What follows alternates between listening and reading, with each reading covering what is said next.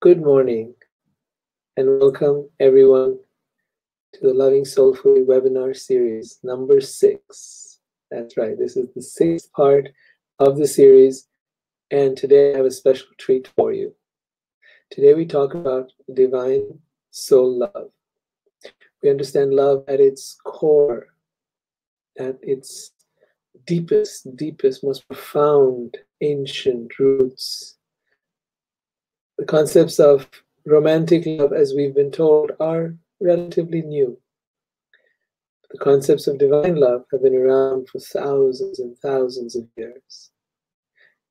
Love has always been there. Love has always been part of our lives. So I'd love to have you all participate, ask lots of questions today, and be a very exciting program.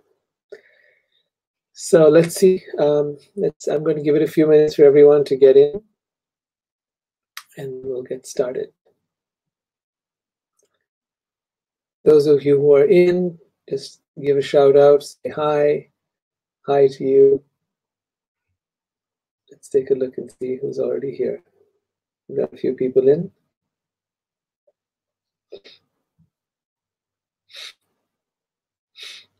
Go ahead and type in hi, just so I see that you're there.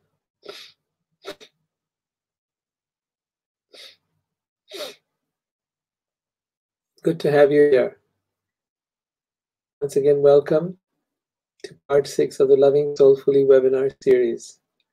Today is going to be a really exciting episode. We're going to talk about divine soul love. And if you don't know what that is, hang in here. We're going to have a lot of interesting stuff to talk about. I'm sure we're going to spark off a lot of debate and a lot of discussion. And I want you to know that your questions mean a lot. I want you to know that without your questions, I don't really know what else to do. So I need you. I need you to participate and ask questions and think and write them down in the chat box, even as you're listening, even as they occur to you, because sometimes we have a question and then we forget it later on. So go ahead and write down your questions even as they come to you. And hey, Alison is here. Lovely. Who else is here? Say hi. I'd love to know that you're there. Okay. And as I said, when questions come to your mind, please ask them right away. You can put them in the chat box. I'm reading it right through. So I will definitely be looking for your questions, because that's what brings everything alive, your participation, right? So don't just be passive. I need you to be active out here today. Today's topic is about divine soul love. And in a few minutes, I'm going to start the pre-recorded video, during which time I'm able to focus on your questions and I'm able to answer them. Some things I'll answer right on the chat box itself, and other things I'll answer on video. So please make sure that when you have a question, you click on the white circle that is next to your chat. So when you type it, on the right side of that, there's a little white circle. And if you click on that white circle, it'll become red. When it becomes red, I know it's a question, right? Sometimes you're just making a comment, and that's fine. But the question I really need to focus in on, because those are the ones most likely, if time permitting, I will take those up during our during the live Q&A, which will be after the pre-recorded session. So just to give you a little heads up, we're just about to start in a few minutes. I think in a couple of minutes we'll get started, just giving people time to get in. And yeah, this is the heart of the matter. We've been talking about love. We've talked about soul love up till now. We've talked about what kills love. And if you haven't seen the past episodes, they're all there. I've put them temporarily on YouTube. Just type in my name, Rohit Juneja, and you'll find the past episodes there. As I said, it's temporary. I'm going to pull them off in a couple of weeks. So if you haven't seen them, please see them over there. Eventually they'll get pulled off. They'll get cut and turned into a course with all kinds of questions and things like that. So it'll be another interesting phase of the whole thing, but we'll be reusing that material. So those are the past episodes that covered self-love, that covered the destroys love. This episode is going to talk about divine love, the oldest, most oldest form of love that has been known, and there is a lot we can learn from it. It's been around thousands of years, and romantic love has only been around a few hundred years and is a fairly recent phenomenon. So that's why we're going to look at the roots of love and how that can enrich our lives and how we can make it, we can experience it on a regular daily basis. And I've seen from my own experience how much it has enriched my experience of love, regardless of whether I have a partner or not. I think we can all be experiencing love with or without a partner. If you have a partner, it will enrich that experience. If you don't have a partner, you'll still feel love. So that's the gift of this program today. And in the next episodes, we're going to be talking about what I call the 7 pillars of soul love. And they're going to be, I'm going to mention them at the end of the pre-recorded section. We'll go into them in the future episodes. We've got about 2 or 3 more coming up in this Loving Soulfully webinar series. As I said, today is part 6, and in just about a minute, we're going to get started. We've got some more people in here. Please say hi. I'd love to know that you're there. Please know that you can chat with each other. You can ask questions, and whatever questions you have, just click on the circle next to your chat, and it'll go and become red, and I'll know that you're asking me a question. So if you're ready, let's get on with the pre-recorded segment of this. I have recorded a beautiful video for you. It takes a lot of work to put all that together. But I really feel very committed to spreading the cause of love. And I want you to join me. For those of you that live locally in San Diego, I've got a meetup group that I've started, Lovers of God. So for those of you that are interested in exploring this topic further, we're going to have a live event that goes on every 2 weeks in San Diego. And yeah, I welcome all of you to join me here. And meanwhile, let's get started. So please be sure to ask questions even as this is going on. I know you'll be really immersed in watching, but it would be great to have you participate even as you're watching. All right? Please don't hesitate. And here we go. Hi, I'm Rohit, and thank you so much for watching my videos. Today we're going to talk about the connection between divine love and soul love. Now, it's a really interesting topic because most of us have been in love at some point or other, and we love that feeling of being in love. We felt it in the beginning of our relationships, and then we've struggled to keep it alive, and if it's kind of faded out, then we've tried to revive it, or we've gone and looked for someone else. But how about, would you like to feel it always with your partner, or even when you have no partner? All of us want to love and be loved. But the current paradigm of romantic love and soulmate love is based on lack. Yeah, there's only one soulmate out there, and you've got to find that person, and if you lose them, it's over. And then there's fear. Yeah, lots of it. How about if we could explore the key, the pillars, the secrets to abundant love, unconditional love, ever-expanding love, fearless love, and intoxicating love? That's what we're going to talk about today, and stay with me.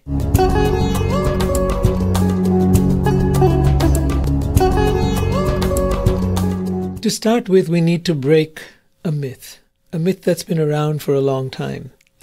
I call it the soulmate myth.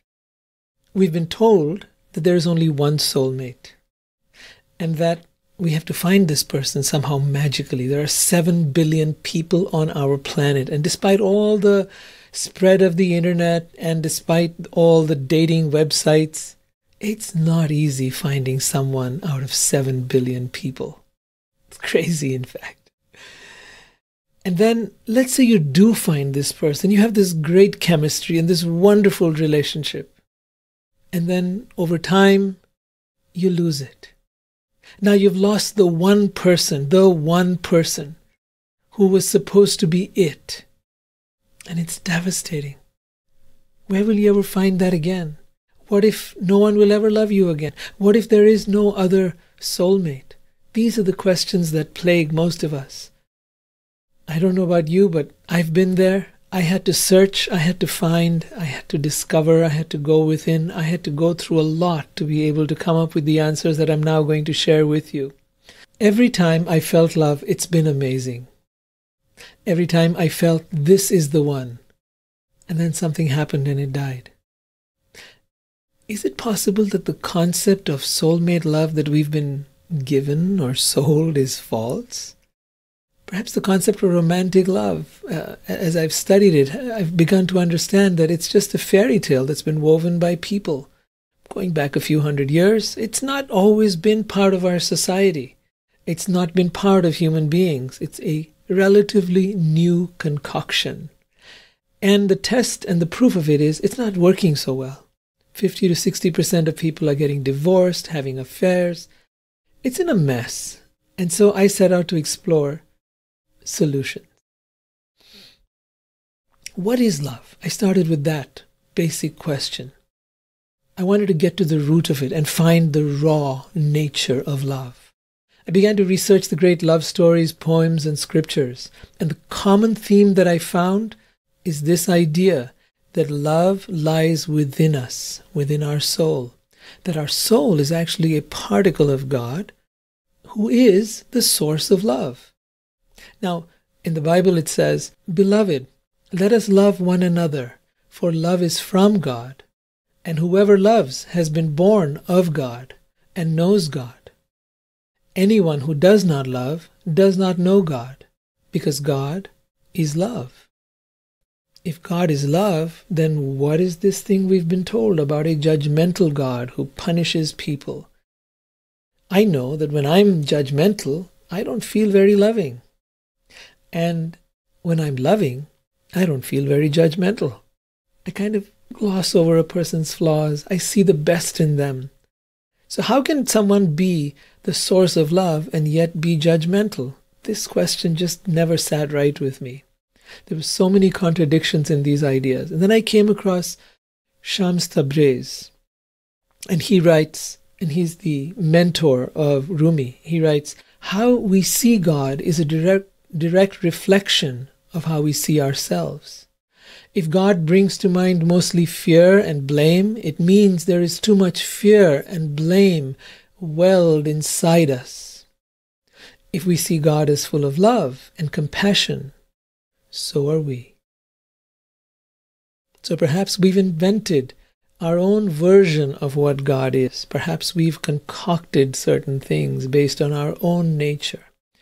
Well, to find real evidence of this, whether what he's saying is true or whether the scriptures are saying is true, what my own sense of it was true or not, I figured out the real experiment was to have an experience. How would I experience God?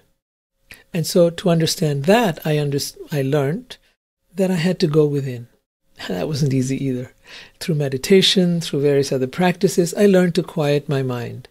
And I learned to experience the soul that is within all of us. This soul is known to be a particle of God, and what I felt within it was an absolute peace, an absolute feeling of a lightness and aliveness, and yes, love. And this love, if I really stepped into it, was absolutely unconditional. It was always available. It didn't require a partner. It was something that filled me, and I began to feel all around me. So that to me was proof that some people have been giving us a very different picture of what love is, and I wanted to explore that even further. Rumi said, "You are not a drop in the ocean. You are the entire ocean in a drop. I believe what he was saying by that is that the entire presence of God is present within your soul. You are not just a tiny little being. You are experiencing the divine or God within you, and within you lies the proof of who God is. If we start with the idea that God is love, interesting. The Bible says God has created everything. The Vedas say God is in everything, in everyone, as well as the light, as well as a loving, beautiful, non-physical being. All right, what if God is non-judgmental and unconditionally loving? What if God is beautiful and adorable? That makes it all really, really juicy and exciting. What if God loves us and wants to be loved by us, but has given us free will to accept or reject him or her? Well, that makes sense, doesn't it? Because love can't be forced. So there has to be free will. I can't force someone to love me, so how can God force us to love God? There had to be free will to accept or reject. Got it. What if, when we fall in love, we're actually falling into God or experiencing God? What if love is God? As I went further into that, I began to look at the school of bhakti, which is part of the Vedas, the school of the yoga of divine love, bhakti yoga. It talks about love or divine love as the greatest love of all. It talks about its ecstasies and its rapture. It shows us the stories of Radha and Krishna that are supposed to be God incarnate, and how beautiful and attractive God is, how wonderful and fascinating love of God is, and how natural and effortlessly we can experience this greatest love of all. Rumi writes, I desire you more than food or drink. My body, my senses, my mind hunger for your taste. I sense your presence in my heart, although you belong to the world. Now, a lot of people think Rumi writes about a lover or his lover, but it's very clear from this. I sense your presence in my heart, although you belong to the world. I don't think he's talking about any human lover here. He's talking about God. Rumi goes on to say, because of your love, I have lost my sobriety. I am intoxicated by the madness of love. In the garden, I see only your face. In trees and blossoms, I inhale only your fragrance. Drunk with the ecstasy of love, I can no longer tell the difference between lover and beloved. You see, this is a kind of oneness that arises in love. This is the oneness we seek, and Rumi finds it with God. Does it mean, therefore, that we should go into that paradigm that says we should renounce the world in our search for God? No, that was an old paradigm. Let us instead discover the true nature of love, and then see what to do about it. When I wrote my book, Loving Soulfully, I came across a lot of amazing ideas that were being written through me. I had asked God to answer my questions. After all, if he could speak to all the people in the past, maybe he could speak to me too. So the answers I got were just absolutely fascinating and amazing. And here's a little piece from there. Love is God. Love is the universe experiencing itself, the beloved wooing itself, the divine communing with its essence through the hearts, eyes, and bodies of lovers. Love is God enjoying the unique melody of your beloveds, savoring their soul, relishing their beauty, arousing their passion, making love to them through you. Love is the source of all that is, adoring, worshipping, and making love to you through endless lovers across infinity. Behold love's delightful magnificence. This led to a tremendous awakening, a tremendous realization that perhaps love is not some perfect person After all, when we meet some perfect person, we think this is the one. And then we go on and somehow it dies out, and maybe this person leaves us or we leave them, and then we think we'll never love again. And then we find another and we say, this is the one. And we keep repeating this time after time after time. But what if the one is God? What if love is not some perfect person, but love is the energy of God? And that God loves us through our lovers, and we love God through them as well. In other words, whether it's your cat, your dog, your child, your friend, or your partner that you're in love with, what you're in love with is the presence of God within them. And what they're in love with when they love you is the presence of God within you. What if all of us are lovers? We have been looking for the one true love. The one is love itself, or the energy of divine love. After all, humans will hurt, leave, betray, and die. But divine love, or the love of God, will not.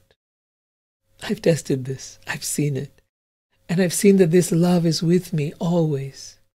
It never fades. It never seems to vanish.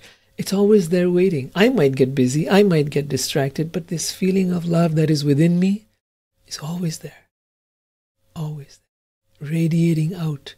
Wanting for me to experience it every moment that I'm ready to go there. So what I've learned from this is that love is by its nature eternal, blissful, unconditional, and free. That's the nature of the energy of love. It has no agenda to control, possess, exploit, or manipulate. Rumi writes, "With my beloved, I play the game of love. If I win, he is mine. If I lose, I am his." In Loving Soulfully, I wrote, "No one can be your one true love. No one can complete or fulfill you. No one can be the right one for you. The one you seek is the source of all. The one true love who will never forsake you, never hurt you, and never break your heart. Seek not the one who will be all and everything for you. Seek instead to love the one within yourself, the one in those you hold dear, the one in everyone. Love the one in all, and the all in one." That might seem a little confusing, but let me explain it to you. When I write, love the one in all, I mean love the divine in everyone. That way you can look through their flaws and get to the soul, the heart, the best part of them. And love the all in one. The all is the universe, God, source, in everyone. Rumi writes, "In your light I learn how to love. In your beauty, how to make poems. You dance inside my chest where no one sees you, but sometimes I do, and that light becomes this art." You know, when we allow this divine love to move through us, it manifests and expresses itself in the most incredible ways. We become the best of friends. We become the greatest lover. We become the most wonderful poets and writers and painters and musicians. I wrote Loving Soulfully with no idea what I was writing. It just came through me. People have liked it. It is not me that writes. It is the divine writing through me. It is God expressing through me. Consider that possibility, that if we make ourselves available for God to work through us, to love through us, how much more incredible would be our experience of love. And how much greater would it be if we would be able to receive that love from others and open our hearts without fear, without the fear of being hurt or wounded or abandoned. If we could know that love was going to come to us always, that even if one lover left us, love would come back to us through something or someone, no matter where we opened our heart and however we allowed it to come back, it would keep finding us. Love would keep finding us and coming back to us again and again and again. Why is this? My experience of love is that love is everywhere, is in everything, in everyone. In the ancient Vedas, they call that Brahman, the energy of the universe. We all know that everything is made of energy. What if this energy is divine energy, the presence of the divine in everything, the presence of God in everyone, everywhere? If that is so, then love is all around us. We must find it within ourselves first, and then in nature and in all creatures. It's easy to find it sometimes in our pets. And then in those that we come across, and those we love, and then finally in everyone. Is it possible that everything we love, not only everyone we love, but everything we love, maybe the food we love to eat, or the wine we like to drink, is God coming to us through these things, loving us through these things? Imagine if it is God that is loving us, then even the atheist is a lover of God. The foodie, the drunkard, the sex addict, the music lover, the materialist, without realizing it, are unconsciously lovers of God. When we come to this idea of abundant love, we're able to experience ourselves being in an abundant ocean of love. Love is all around us, and we become free from the feelings of lack and fear that have been spread by the ideas of romantic and soulmate love. As we find love everywhere and with everyone, we fulfill what Christ talked of in the Bible, to love your neighbor as yourself. See, it all comes together if we're willing to open our hearts and minds. The key caveat here is don't try to own love. Don't try to control it or sexualize it necessarily. As you love the creation, you will find yourself falling in love with the Creator. Love is abundant. In Loving Soulfully, I wrote, love longs to break free from the prison walls of rules, conditions, emotions, rituals, religious and social institutions that have stifled her for thousands of years. Love is free like the wind, abundant like the air, and resplendent like the sun. Love is all around you, in everything and everyone. Like the wind, love caresses every part of your body. Like the air, she infuses every cell of your being. Breathe her delightful energy into you. Fill yourself with her ambrosial presence. Allow yourself to soar on the currents of infinite love. Allow her to take you to places you have never imagined. Rumi writes, the one I love is everywhere. And he says, be drunk in love, since love is everything that exists. Be drunken in love, for love is all that exists. Without the dealing of love, there is no entrance to the beloved. When he says the beloved, he means God. In another poem he writes, from the beginning of my life I have been looking for your face, but today I have seen it. Today I have seen the charm, the beauty, the unfathomable grace of the face that I was looking for. Today I have found you, and those who laughed and scorned me yesterday are sorry that they were not looking as I did. I am bewildered by the magnificence of your beauty and wish to see you with 100 eyes. My heart has burnt with passion and has searched forever for this wondrous beauty that I now behold. I am ashamed to call this love human and afraid of God to call it divine. Your fragrant breath, like the morning breeze, has come to the stillness of the garden. You have breathed new life into me. I have become your sunshine and also your shadow. My soul is screaming in ecstasy. Every fiber of my being is in love with you. Your effulgence has lit a fire in my heart, and you have made radiant for me the earth and sky. My arrow of love has arrived at its target. I am in the house of mercy, and my heart is a blaze of prayer.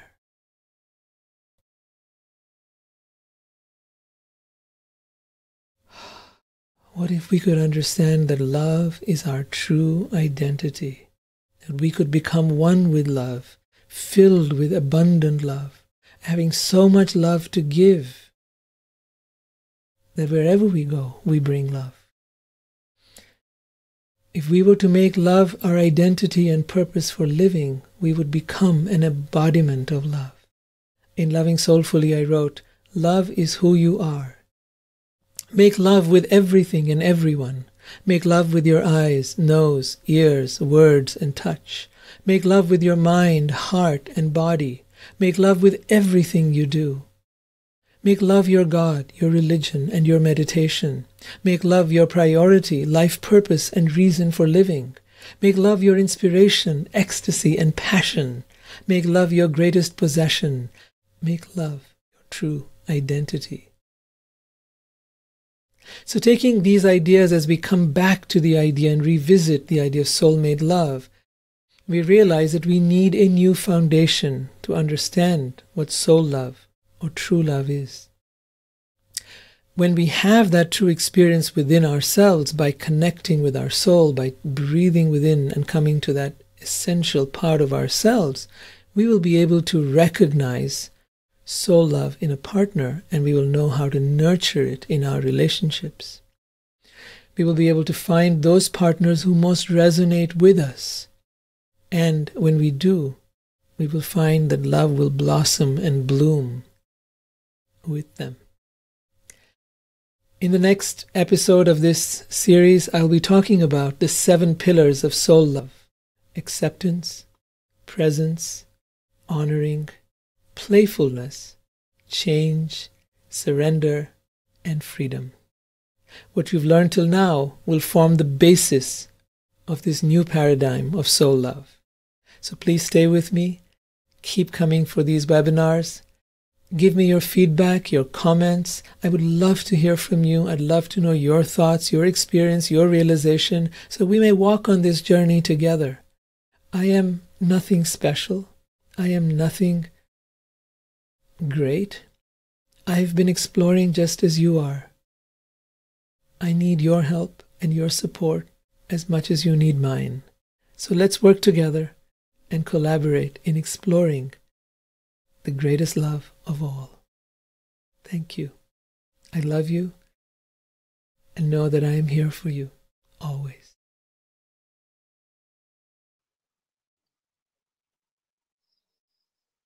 Hi, and welcome back.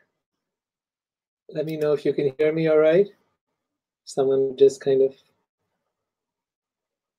type it in there in the box. How did you find the video? Any thoughts, any questions? I'd love to know your views. Can you hear me all right?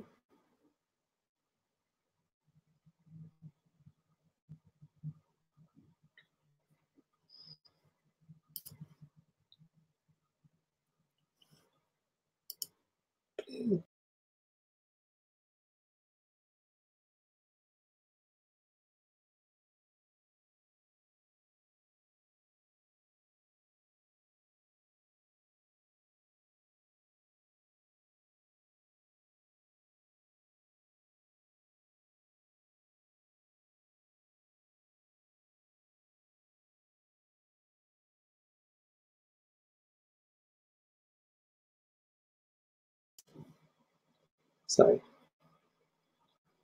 Thank you. Thank you, Lina, for appreciating the video.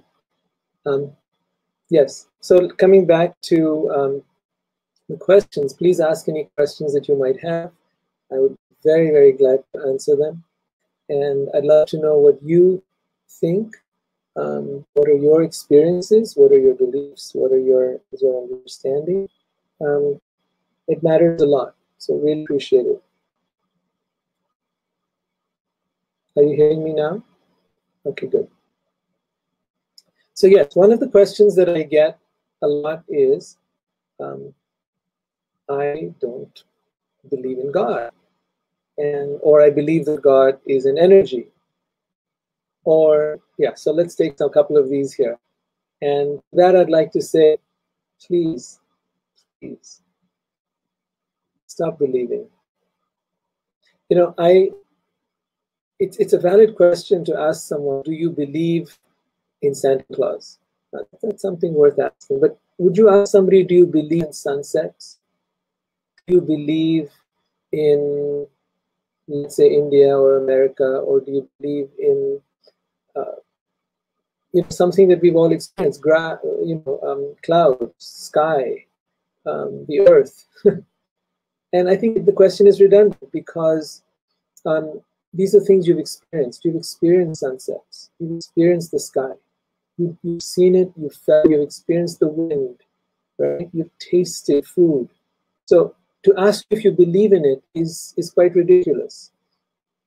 And so this world of believing and not believing, we've missed the main point. We need to actually experience. We need to experiment. So the ancient Vedic system was all about that. It was about do the experiment upon yourself.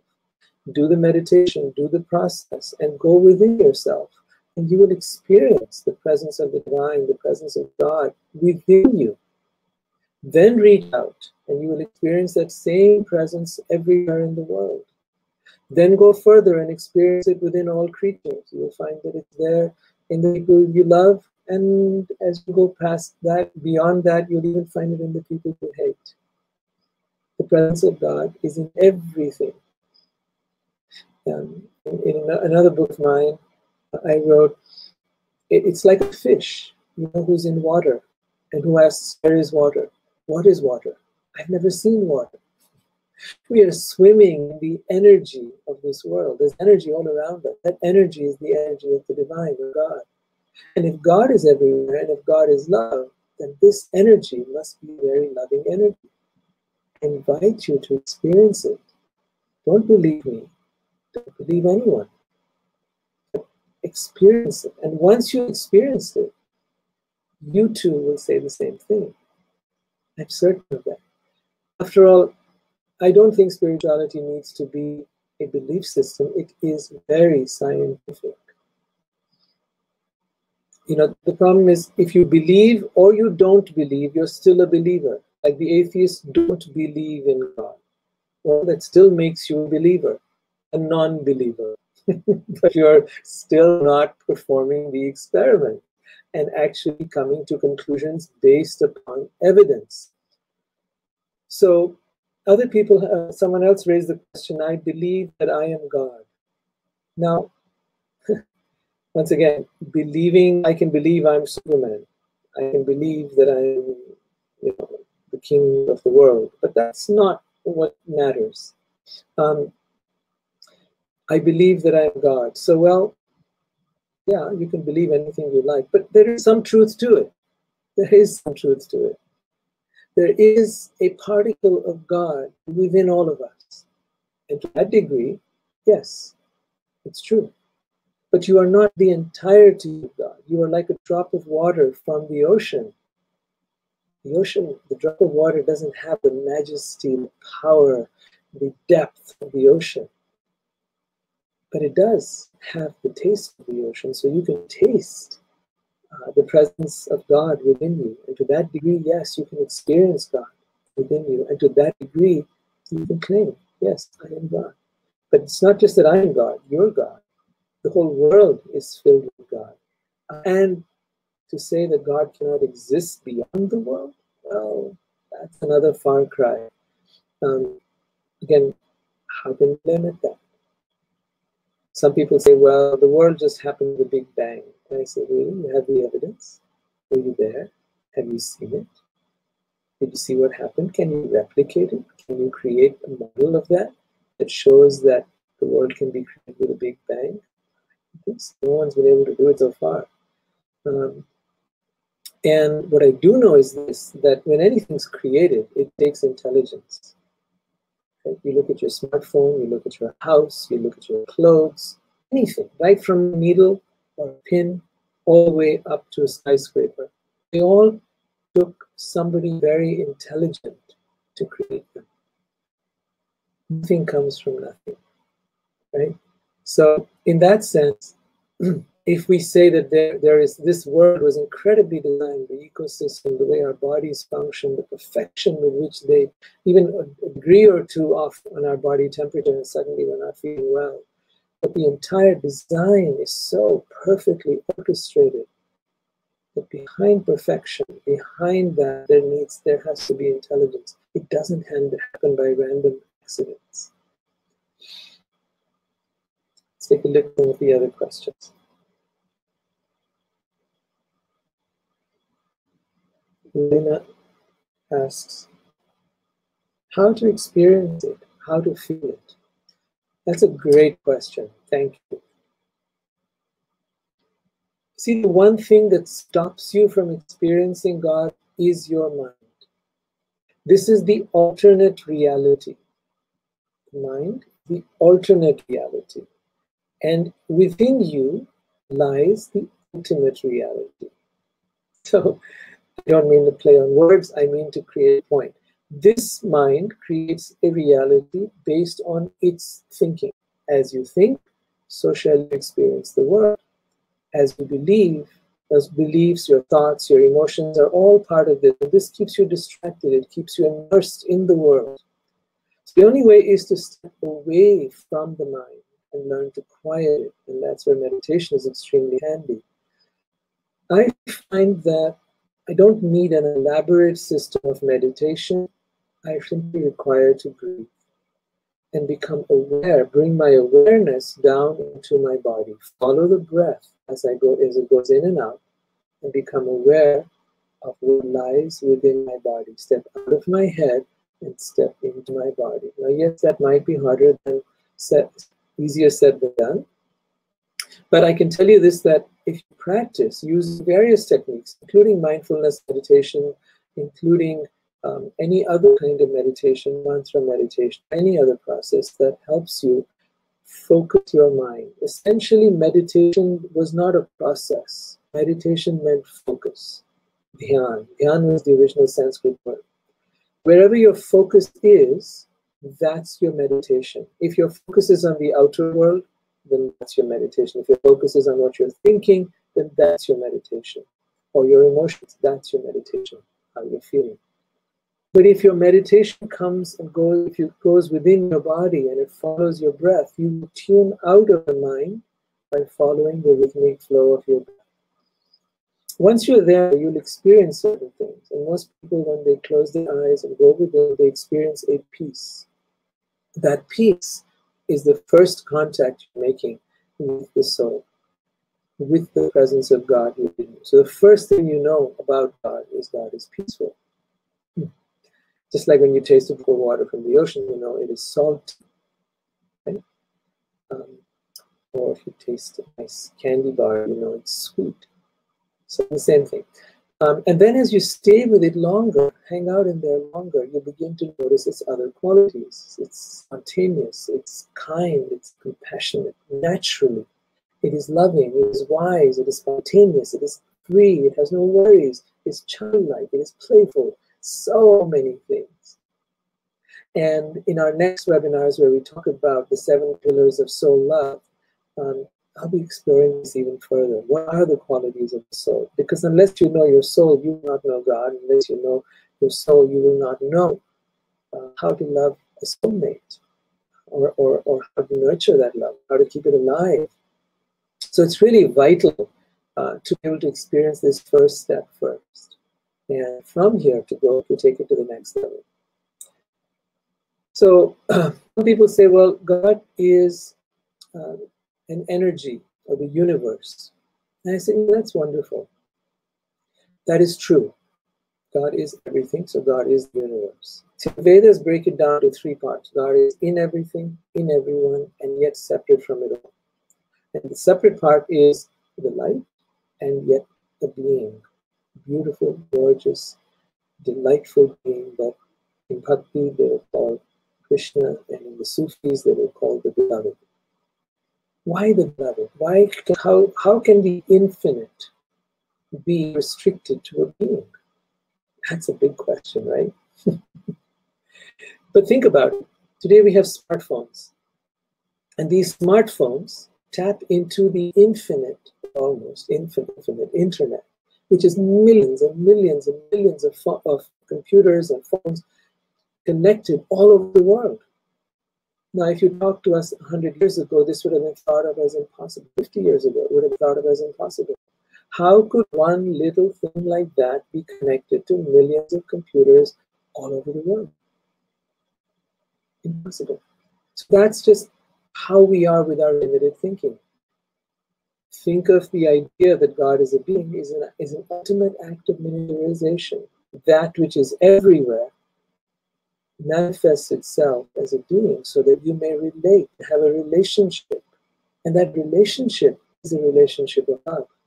That relationship of love is known to be the greatest love of all. It is for that love that we're exploring this idea. This has been experienced for thousands of years, all the way from the gopis and Krishna, all the way before that, when you come to Ram, when you come into more recent time, the Sufis, and Christ himself talking about only important commandments are to love the Lord thy God with all thy heart, with all thy mind, with all thy soul, and the same way to love your neighbor as yourself. So this is the only things that matter. All the other commandments can be forgotten. So when you look at that, when you look at this ancient model that has been around way before the recent ideas of romantic love, you begin to realize that there is a great love. And what I believe is the greater love forms the model for our relationships in this world. We need an archetype. We need something that gives us a standard, like a gold standard of how to relate in this world, how to love ourselves, and how to love each other. But if we haven't got that standard, then anyone can sell us any goods, any kind of thing that they come up with. So you have novelists writing about romantic love, you have movies talking about it, and it's got such a huge failure rate, 50 to 60% of failure. I wouldn't buy a product that had a 50 to 60% failure rate. You know, within a short time, my computer, if you say my computer, my car, my whatever could break down, I'd be a little hesitant to buy it. I want something that's going to last. We all dream of eternal love. We all want a love that is everlasting. And in reality, what we're getting is a love that is there for now. You can't count on it. You can't be sure that it's going to last. And even if you do find the love of your life, it often dies out into some kind of companionship, friendship, familiarity of some kind. And that real high that we got when we first fell in love, we're not able to maintain it. So that's why I've been looking deeper to find deeper teachings and meaning of love. I hope that that is useful for you as well, because now we're going to take that and bring it into the relationship. That's going to get even more exciting. But this model of divine love serves as a true testimony of what is possible, right? We need that. That's what's called an archetype in Jungian psychology, please. The archetype sets up the role model, and it gets us started on in a certain direction. Let's see what other questions we've got here.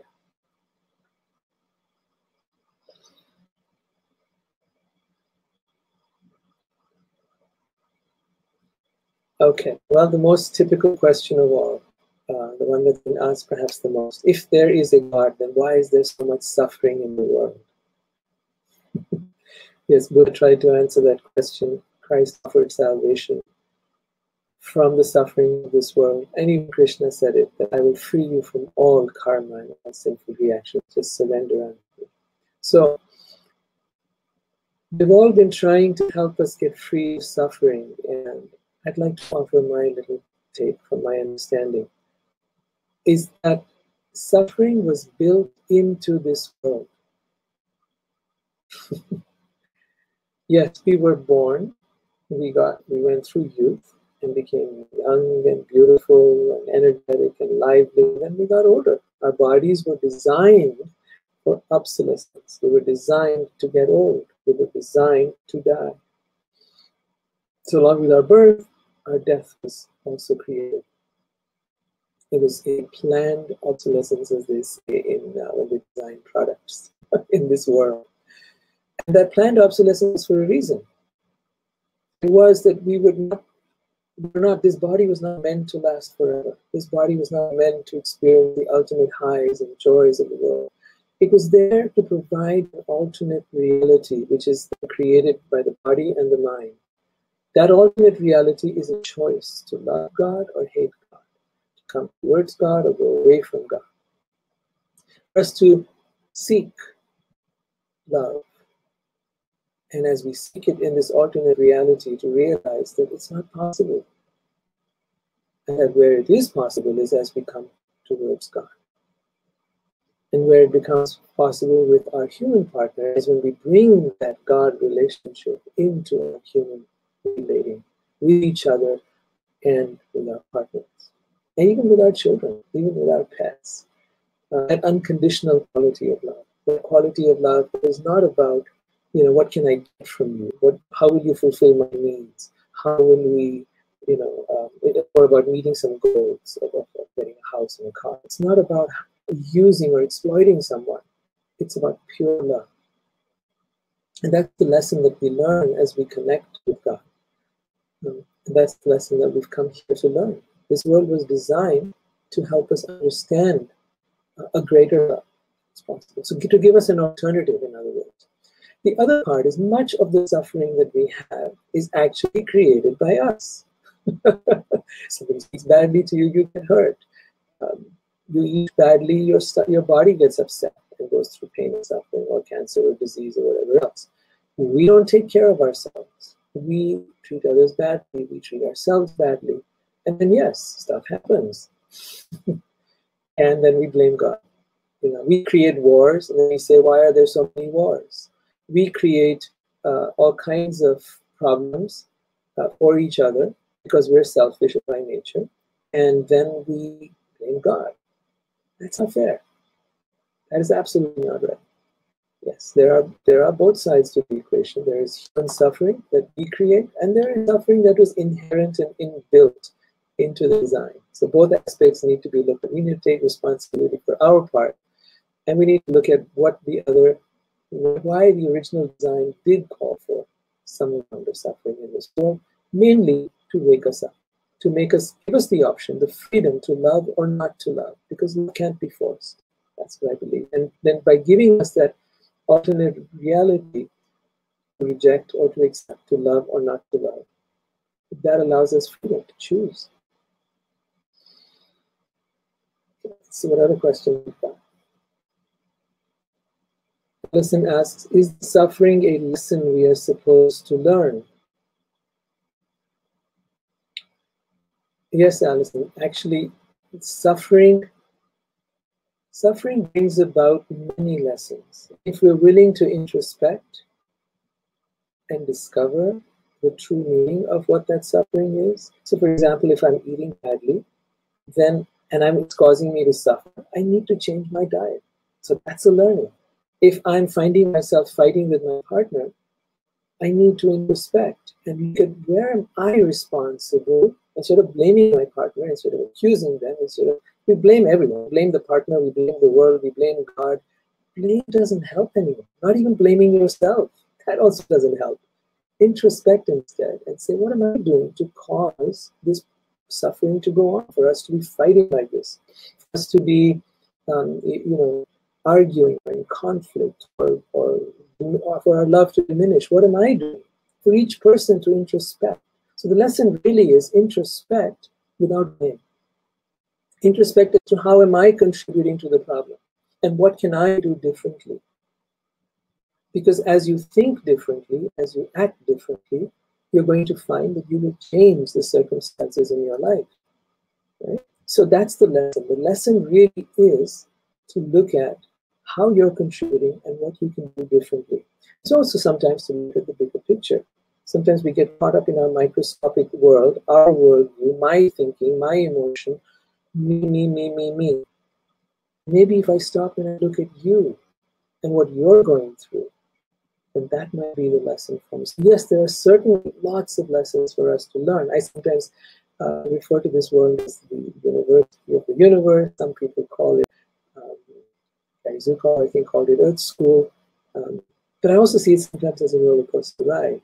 It's got its ups and its downs. And we need to be able to be okay with that, because that is the very nature of this world. There is childhood and youth, and there is old age. There is disease, and there is well-being. There's all kinds of duality here. This is the world of duality, and we don't want duality because we are souls. We don't want to live for a short time. We want to live forever. Where does that impulse come from? The desire for eternality comes from our soul. Where does the desire for love come from? If we're just physical organisms with cells and, stuff like that, then why do we look for love? Why does everybody look for love? Because that is the nature of our soul. We are looking for ourselves. We are looking for that very thing which lies within us and which we want to experience everywhere. But if you look for it in the world, you're not going to find it. If you're going to let your mind construct some ideal partner who you're going to then love, and with all your conditions, and then if they fail those conditions, you're going to leave them, that's not love. So the basic thing is the search for happiness, the search for everything that we have in our lives. Peace, happiness, love, joy, everything. It comes from the soul. That's what I've noticed. Everything we desire ultimately comes down to the inner search for who am I. And when you find who you are, you will also have found who is God. See, people can tell you that God is judgmental and critical and punishing and send people to hell, but I think they're just making up this crap. Because I know from the God that I experience within, the particle of God that is within me, that there is no judgment here. There is no conditionality in the love here. There is no suffering in here. That's there. That's in the mind. That's constructed by humans. So let's not go around blaming anyone. Let's learn these simple lessons of life and navigate our way through this world. Any more questions? Any last things? We've just got a couple of minutes left and then I'm going to wind up. About 4 minutes left.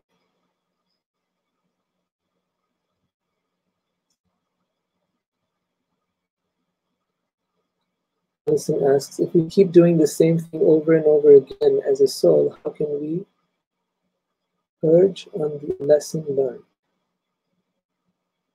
Okay, I think the question is really that if we keep repeating this, if we keep repeating the same things, then how are we going to learn?